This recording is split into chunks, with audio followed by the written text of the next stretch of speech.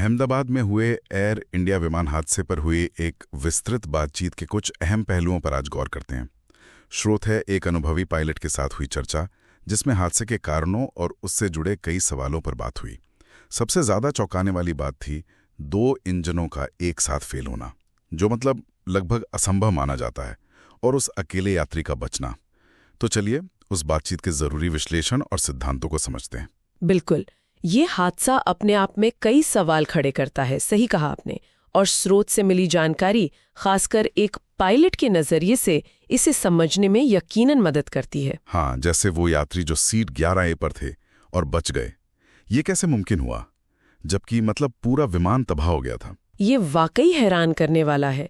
बातचीत में ये बात आई कि विंग्स के पास की सीटें शायद थोड़ी मजबूत होती हैं स्ट्रक्चरल पॉइंट से, पर यहाँ तो पूरा ढांचा ही नष्ट हो गया था।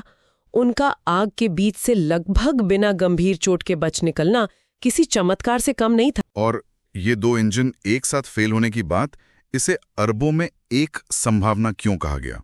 मतलब इतना रेयर क्यों है ये?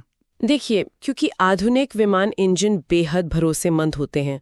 उनमें कई स्तर की सुरक्षा होती है।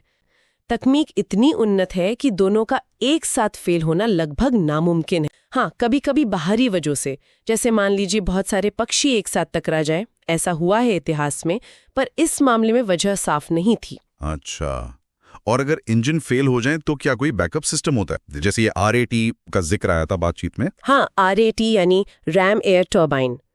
जब दोनों इंजन और उनसे जुड़े जनरेटर बंद हो जाते हैं, तब ये नीचे आता है। ये हवा के दबाव से घूमने वाला एक छोटा पंखा है जो थोड़ी बिजली पैदा करता है, मगर बहुत कम, बस इतनी कि जरूरी हाइड्रोलिक सिस्टम और शायद कैप्टन का मेन डिस्प्ले चलता रहे। लेकिन इसे काम करने के लिए भी विमान की एक न्यूनतम रफ्तार चाहिए होती है, जो नीचे आते वक्त तो कम होती जाती है ना। 24 वाले डेटा की, जिसके मुताबिक विमान ने टेक ऑफ में सामान्य से ज्यादा दूरी तय की। इससे क्या अंदाजा लगाया गया? हाँ, वो डेटा इशारा करता है कि समस्या V1 स्पीड के बाद आई। V1 वो स्पीड होती है जिसके बाद टेक ऑफ रोकना नामुमकिन होता है, आपको उड़ान भरनी ही पड़ती है। तो पायलट के सिद्धांत के अनुसार V1 क्रॉस करने के ठीक बाद शायद एक इंजन फेल हुआ। पायलट ने विमान को ऊपर उठाना शुरू किया, मतलब रोटेट किया, जिसमें शायद सामान्य से ज्यादा वक्त लगा। ओके। इसके बाद की स्थिति और गंभीर हो सकती है। संभव है कि पायलट अचानक हुई इस घटना से चौंक गए हों, या मतलब सही निर्णय लेने में थोड़ी चूक हो गई हो, जिसे स्टार्टल इफेक्ट कहते हैं। इससे शायद पॉजिटिव क्लाइम का कॉल आउट देने में या लैंडिंग गियर ऊपर करने में थोड़ी देरी हुई हो। और सबसे चिंताजनक पहलू, वो प्रक्रिया की चूक वाली बात। हाँ, वो सबसे अहम है। देखिए, बोइंग विमानों में खराब इंजन को सुरक्षित करने की जो प्रक्रिया है, वो पायलट को याद रखनी होती है। ये एक मेमोरी आइटम है। तो चर्चा में गंभीर संभावना जताई गई कि शायद हड़बड़ी में उस तनाव के पल में खराब इंजन, जैसे इंजन 1 को बंद करने की बजाय कहीं सही चलते हुए इंजन 2 को बंद करने का बटन तो नहीं दब गया। अरे बाप रे, ऐसा हो सकता है? ऐसा पहले एक गो एयर विमान के साथ हो चुका है। हालांकि वो ज्यादा ऊंचाई पर थे, तो उन्हें संभलने का मौका मिल गया। एयरबस में ये प्रक्रिया चेकलिस्ट देखकर की जाती है, मेमोरी आइटम नहीं होता। अगर ऐसा हुआ तो सोचिए, सिर्फ 400 फीट की कम ऊंचाई पर दोनों इंजनों की शक्ति पूरी तरह खत्म हो गई होगी, और बोइंग में ये प्रक्रिया वापस बदली नहीं जा सकती, मतलब इरिवर्सिबल होती है। तो मतलब ऊंचाई ने बहुत बड़ी भूमिका निभाई इस पूरे हादसे ने। बिल्कुल।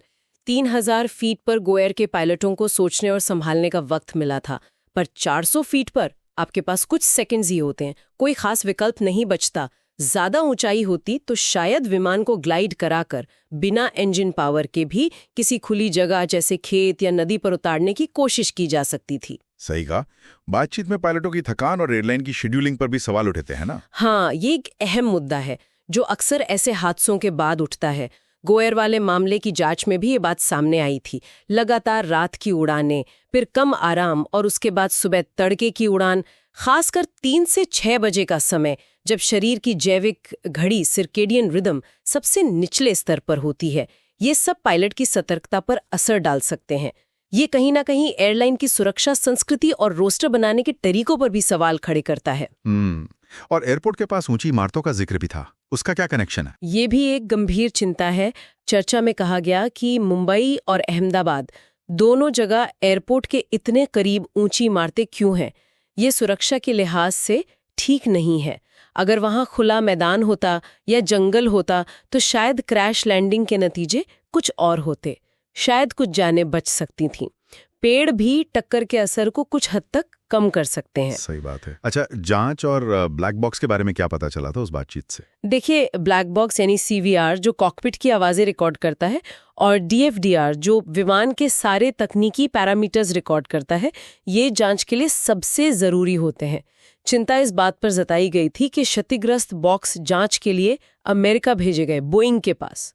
अब बनाने वाली कंपनी के पास ही जांच के लिए भेजना, इसमें हितों के टकराव का संदेह तो पैदा होता ही है ना? हाँ, ये तो है। साथ ही ये भी आरोप लगे कि शुरुआती अनौपचारिक जानकारी जो इंजन ब्लेड्स के विश्लेषण पर आधारित थी और ड्यूल इंजन फेलियर की ओर इशारा कर रही थी, उसे बाद में कथित तौर पर बदला गया।